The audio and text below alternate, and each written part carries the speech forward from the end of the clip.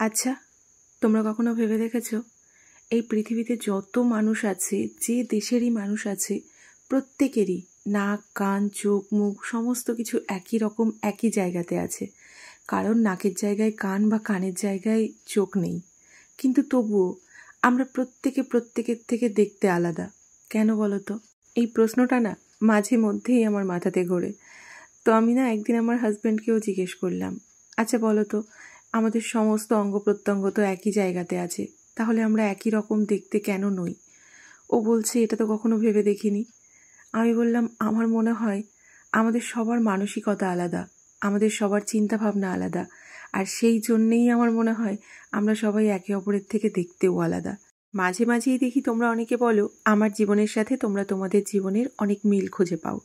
দেখো, জীবনটা আমাদের সবারই একরকম, কিন্তু আমাদের জীবনের পরিস্থিতিগুলো একটু আলাদা হয়। আমি যখন স্যারের কাছে পড়তে যেতাম তখন স্যার বলতেন যে কোনো চাকরির পরীক্ষা বা কোনো পরীক্ষাতে এমন কিছু প্রশ্ন থাকে যেগুলো কমন হয়, যে প্রশ্নগুলোর উত্তর সবাই জানে, কিন্তু কয়েকটা প্রশ্ন থাকে যে প্রশ্নগুলোর উত্তর কয়েকটা ছাত্রছাত্রী জানে যারা খুব ভালো করে পড়াশোনা করে, আর সেই জন্যেই তারা চাকরিটা পায়। আমাদের জীবনের গল্পটাও না খানিকটা সেই রকম। আমাদের জীবনটা দেখে মনে হয় সবার একই রকম, কিন্তু কয়েকটা জায়গা থাকে যেগুলোতে একটু অদল বদল হয়েই যায়। সবার জীবনের পরিস্থিতিগুলো একরকম হয় না। জল আর মরীচিকা তো দেখতে একই রকম লাগে, কিন্তু মরীচিকা কি কখনো জল হয়? হয় না। তো যাই হোক, আজকে এতগুলো কথা বলছি কারণ আজকে সত্যি কথা বলতে সকাল থেকে মনটা ভীষণই খারাপ, শরীরটাও ভীষণ খারাপ। বড় গেছে আর শরীরটাও খারাপ হয়েছে। তো আজকে আমার সেকেন্ড ডে, মান্থলি যে পেইন শুরু হয় সেটাই হয়েছে। আর আজকে না অসম্ভব শরীর খারাপ করছে আমার। সকাল থেকে উঠতেই পারিনি। 11টার সময় উঠেছিলাম, উঠে কোনো মতে ঘরটাও ঝাড় দিয়ে একটু ফ্রেশ হয়ে একটুখানি চা আর বিস্কিট খেয়েছি, তারপর গিয়ে আবার শুয়ে পড়েছি, মানে স্নান ধান করে। তারপর থেকে আমি আর উঠতেই পারছি না। তো যাই হোক, এখন 3টে মতো বাজে, দেখলাম না কিছু তো অন্তত খেতে হবে বানিয়ে, তো সেই জন্যে উঠে রান্নাঘরে এসেছি। আর এখন দুপুরে একটু রান্নাবান্না করব, ভাবছি শর্টকাটে যা রান্না করা যায় একসাথে সব কিছু দিয়ে কিছু একটা রান্না করে নেব। তো আমি যখন বহরমপুরে থাকতাম তখনও আমি যখন এই রকম পরিস্থিতির মধ্যে দিয়ে যেতাম তখন এই ধরনের শর্টকাট রান্না আমি করতাম। তো আজকে কিন্তু আমি বাড়িতে আছি, কিন্তু বাড়িতে থাকা সত্ত্বেও আমার পরিস্থিতি কিন্তু পাল্টায়নি। আমার জীবনযাপন দেখে তোমাদের অনেকেরই মনে হয় বাবা, অমৃতা কত সুখে আছে। সত্যি, সুখে কেউই নেই। প্রত্যেকটা মানুষেরই জীবনে সমস্যা আছে, কিন্তু সমস্যাগুলোর ধরনগুলো আলাদা, জানো তো। বর বাড়ি থেকে গেছে 10 তারিখে, 12 তারিখে ছোটিদের সাথে একটা পুজো বাড়িতে গেছিলাম, একটা ব্লগ করেছিলাম। আজকে হলো 14 তারিখ। আজকে ইচ্ছে করছিল না প্রথমে ব্লগটা শুরু করার, সকালবেলায় সেই জন্য শ্যুট করিও নি। তারপর মনে হলো যে না, আজকে ব্লগটা একটু শ্যুট করি, তোমাদের সাথে কিছু কথা বলি। আমার বর যেদিন বাড়ি থেকে যায় সেদিন কিন্তু আমি অনেকটাই ডাল তরকারি রান্না করেছিলাম, তো পরের দিন আমি আর রান্নাবান্না করিনি। সকালবেলায় ডালমুড়ি খেয়ে নিয়েছিলাম। দুপুরে ভেবেছিলাম রান্না করব, জানি না কেন আর ইচ্ছে করছিল না, দুপুরেও আমি একটু ডালমুড়ি খেয়ে নিয়েছিলাম। তো সকালবেলায় ছোটি আমাকে বলেছিল যে মেসদি আমার কাছে ভাত খেয়ে নাও, তো আমি সকালবেলায় ওর কাছে খাইনি। বিকালের দিকেও আমাকে আবার জিজ্ঞেস করে যে রান্নাবান্না করেছো? আমি বললাম না, ডাল অনেকটা ছিল তাই আবারও একটু মুড়ি খেয়ে নিয়েছি, রাত্রিবেলায় একবারে রান্নাবান্না করব। তো আমাকে বলে যে তোমার রান্নাবান্না রাত্রিবেলায় করতে হবে না, আমি তাহলে ডিমের ঝোল আর ভাত করছি, তুমি আমার কাছে খেয়ে নিও। তো আমি প্রথমে ওকে না বলি, পরে অবশ্য ও আমার জন্য রান্না করেছিল আর আমি সেটাই খেয়েছিলাম। তো রাত্রিবেলায় ও আমাকে খাবারটা দিতে আসে। তখন আমার শাশুড়িমা জানতে পারেন যে আমি সারাদিনে ডালমুড়ি খেয়ে দিন যাপন করছি। তো যাই হোক, তখন উনি আমাকে বলেন তুমি যে সারাদিন খাওনি আমি তো জানিই না। আজকে সকাল থেকে আমি উঠতে পারছি না। সকাল 11টার সময় আমি উঠেছি, মানে ঘর থেকে বেরিয়েছি। আমি যতই লেট করে উঠি না কেন, একটা মানুষ নিশ্চয়ই 11টার সময় উঠবে না। তো যাই হোক, সকাল থেকে কিন্তু কারোর কোনো ভ্রুক্ষেপ নেই যে আমি বেঁচে আছি না মরে গেছি। সবাই জানে হয়তো আমি ফোনের কাজ করি রাত জেগে, হয়তো ঘুমোচ্ছি। আর আজকে তো ছোটির সঙ্গেও কথা হয়নি, কারণ ছোটি এখন ভীষণ ব্যস্ত রসুন কাটা নিয়ে।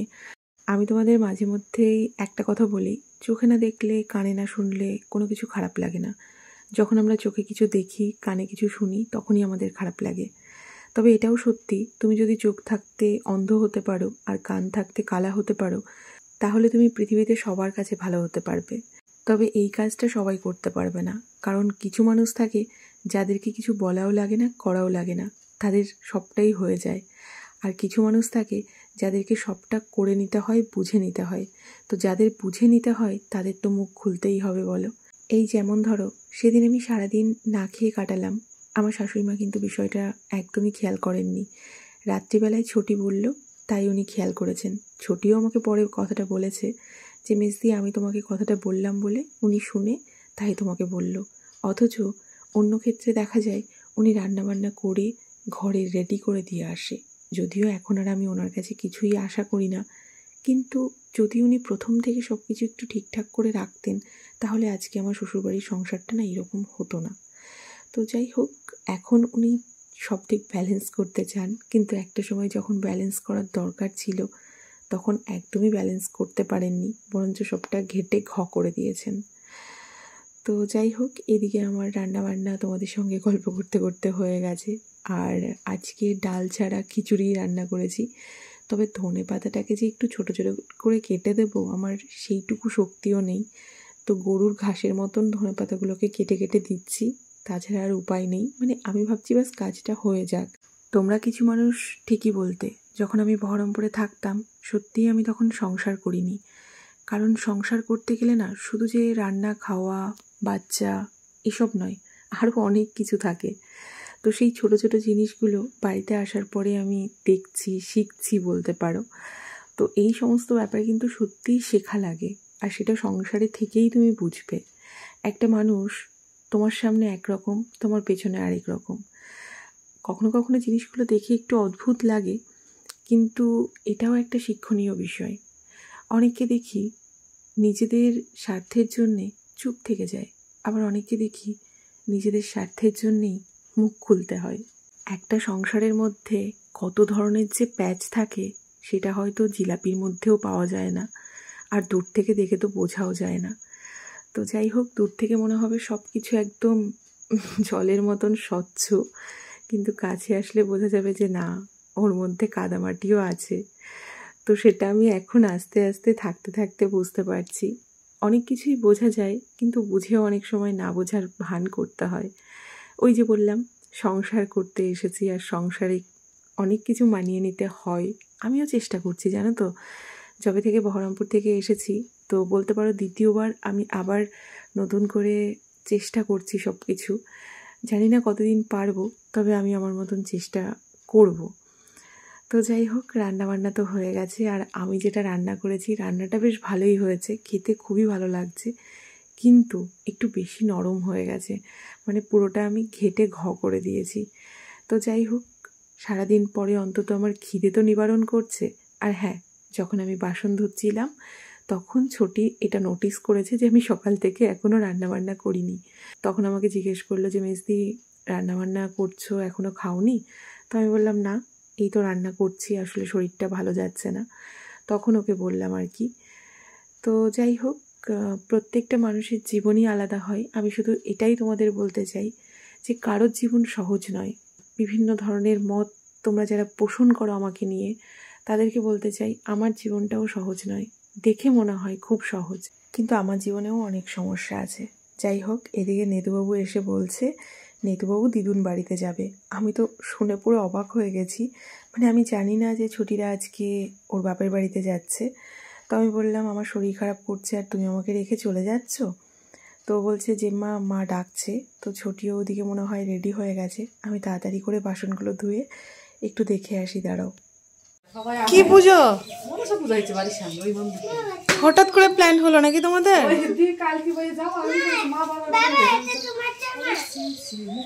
তুমি আমাকে রেখে চলে যাচ্ছ? আমার শরীর খারাপ আর তুমি আমাকে রেখে চলে যাচ্ছ? একবারও তো জিজ্ঞেস করলে না যে মা তোমার কি হয়েছে? এখন জিজ্ঞেস করছো, আমাকে রেখে চলে যাচ্ছ? কত কষ্ট হচ্ছে গো। তাড়াতাড়ি চলে আসবে। হ্যাঁ, যাও যাও।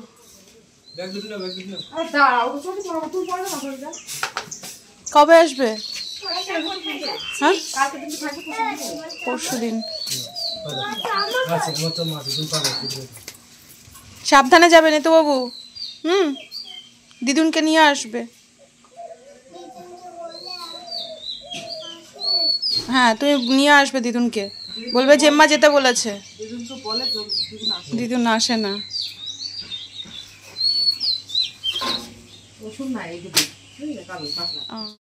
নেতুবাবুরা তো মামার বাড়িতে চলে গেছে, আর আমি সন্ধ্যাবেলাতে আবারও একটু রান্নাঘরে এসেছি চা খাবো বলে।